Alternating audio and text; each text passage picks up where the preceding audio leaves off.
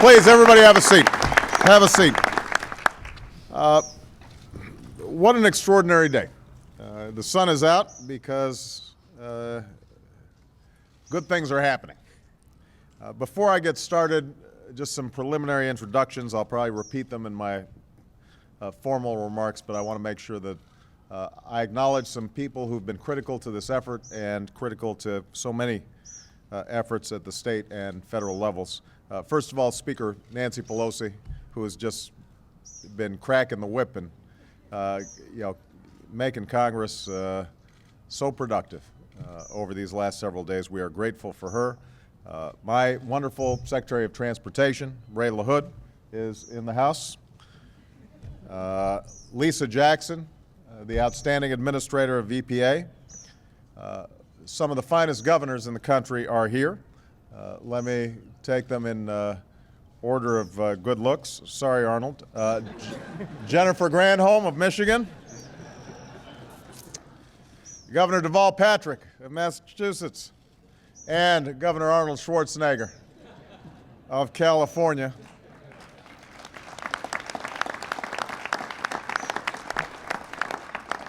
Barbara Boxer just had to leave, but the head of the Environment Committee in the Senate, who's done just outstanding work, and Senators Feinstein, Levin, and Stabenow couldn't be here because they are busy voting on credit card legislation that we're going to get done before Memorial Day.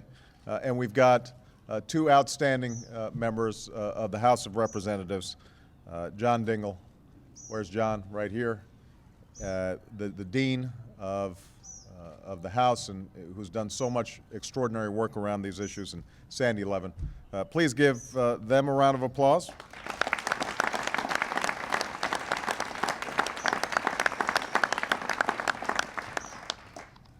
I also want to mention Ron Gettelfinger of the UAW, our president, who's just been a great leader during some very trying times in the auto industry, and Carol Browner, who helped to make this all happen today. Please give Carol Browner a big round of applause.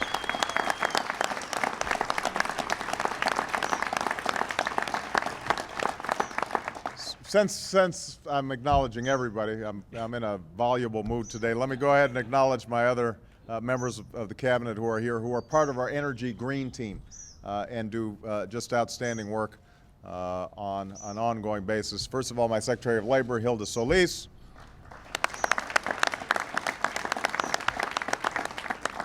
The guy who's just cleaning up the Department of Interior and doing an extraordinary job, Ken Salazar. Our head of HUD, Sean Donovan. And our Commerce Secretary, Gary Locke.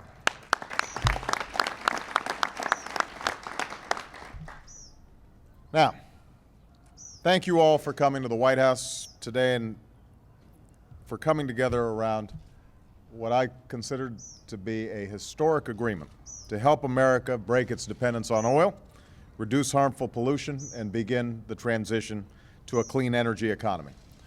This is an extraordinary gathering. Here we have today, standing behind me, along with Ron Gettelfinger and leadership of the UAW, we have 10 of the world's largest auto manufacturers. We have environmental advocates, as well as elected officials from all across the country.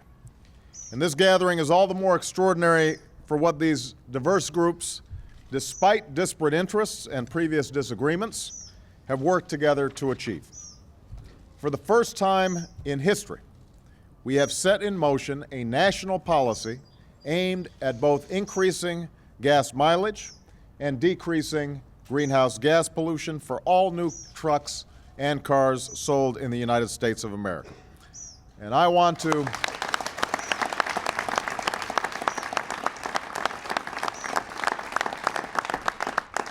applaud the leadership of the folks of the Environmental Protection Agency, the Department of Transportation, and the White House Office of Energy and Climate Change, who've worked around the clock on this proposal, which has now been embraced by so many. You know, in the past, an agreement such as this would have been considered impossible. It's no secret that these are folks who've occasionally been at odds. for years, even decades.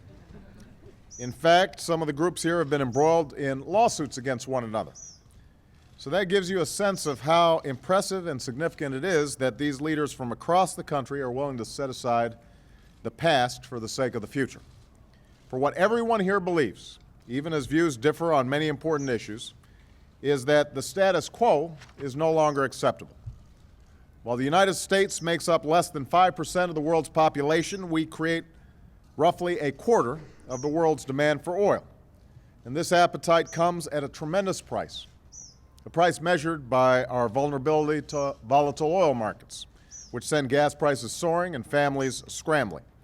It's measured by a trade deficit, where as much as 20% of what we spend on imports is spent on oil. It's measured in billions of dollars sent to oil exporting nations, many that we do not choose to support if we had a choice.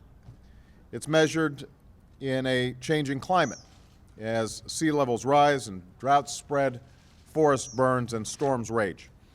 And what is all the more tragic is that we've known about these costs in one way or another since the gas shortages of the 1970s. And yet all too little has been done. Calls for action rise and fall with the price of a barrel of oil. Warren arguments are traded across entrenched divides. Urgency fades, complacency grows, and time passes. As a result, we have done little to increase the fuel efficiency of America's cars and trucks for decades. Think about this. Consider how much has changed all around us. Think of how much faster our computers have become. Think about how much more productive our workers are. Think about how everything has been transformed by our capacity to see the world as it is, but also to imagine a world as it could be.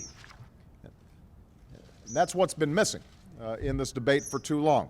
And that's why this announcement is so important, for it represents not only a change in policy in Washington, but the harbinger of a change in the ways business is done in Washington.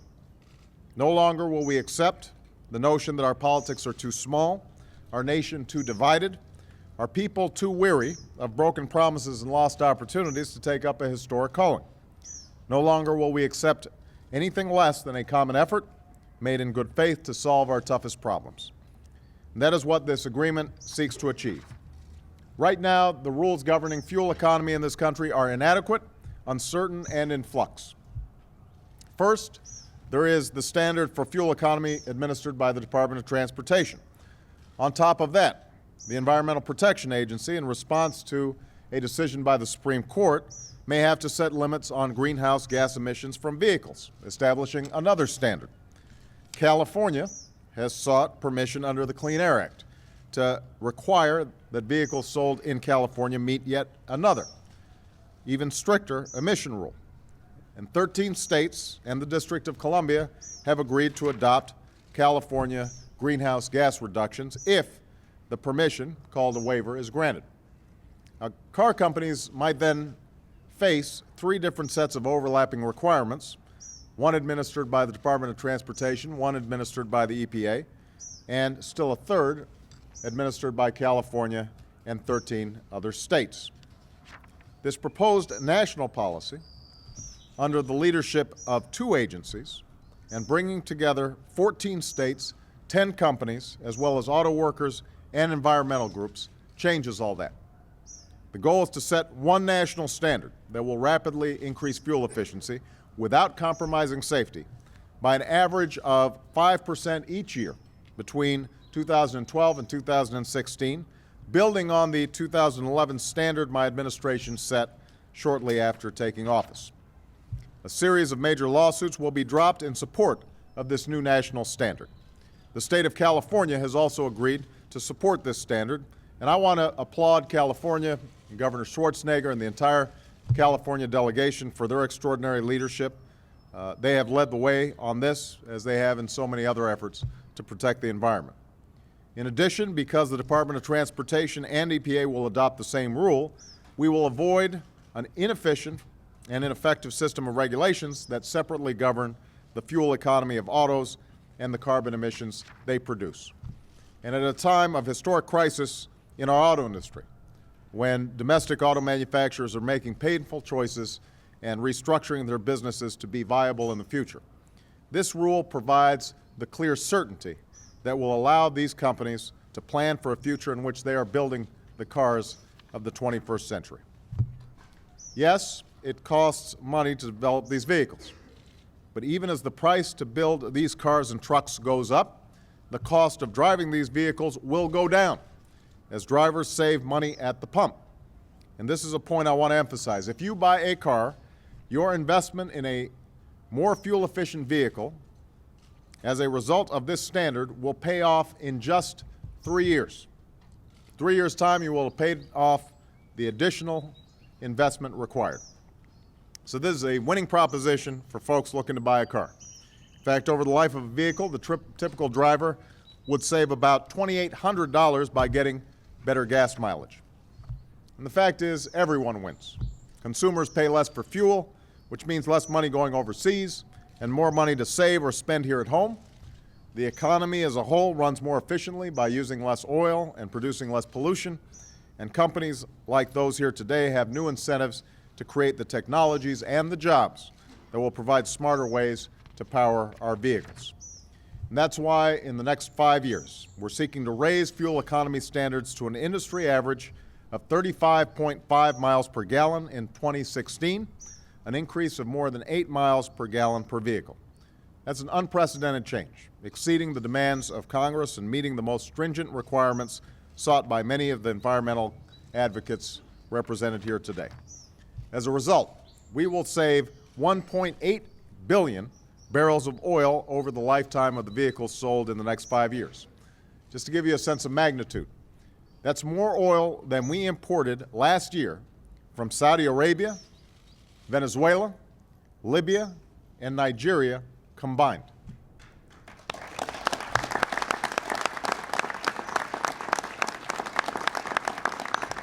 Here's another way of looking at it. This is the projected equivalent of taking 58 million cars off the road for an entire year. I also want to note that the agreement we've announced today is part of a far larger effort. In fact, on the other end of Pennsylvania Avenue, Henry Waxman is chairing a meeting of the Energy and Commerce Committee, which is working on an equally historic energy bill that will not only help our dependence on foreign oil, prevent the worst consequences of climate change, and build a clean energy economy, but will provide more than $15 billion to help build the cars and trucks of the future right here in America.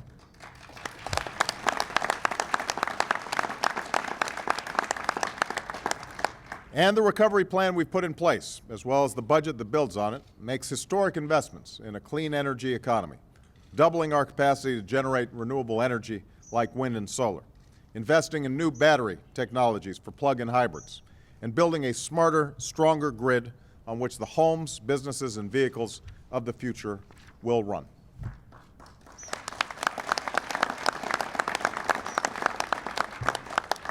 Too often lost in the back and forth of Washington politics, absent in arguments where the facts opponents use depend on the conclusions they've already reached, absent all that is this: ending our dependence on oil, indeed ending our dependence on fossil fuels, represents perhaps the most difficult challenge we have ever faced. Not as a party, not as a set of separate interests, but as a people. We have, over the course of decades, slowly built an economy that runs on oil. It has given us much of what we have, for good, but also for ill. It has transformed the way we live and work, but it's also wreaked havoc on our climate. It has helped create gains in prosperity unprecedented in history, but it also places our future in jeopardy. Ending this dependence will take time. It will take an incredible effort. It will take a historic investment in innovation. But more than anything, it will take a willingness to look past our differences, to act in good faith, to refuse to continue the failures of the past, and to take on this challenge together for the benefit not just of this generation, but generations to come. All the people who've gathered here today, all the auto executives, all our outstanding elected officials and appointees, Ron Gettelfinger, members of Congress, governors, all these folks here today have demonstrated that this kind of common effort is possible. They've created the template for more progress in the months and years to come. Everything's possible when we're working together, and we're off to a great start. So thank you, everybody. Appreciate it.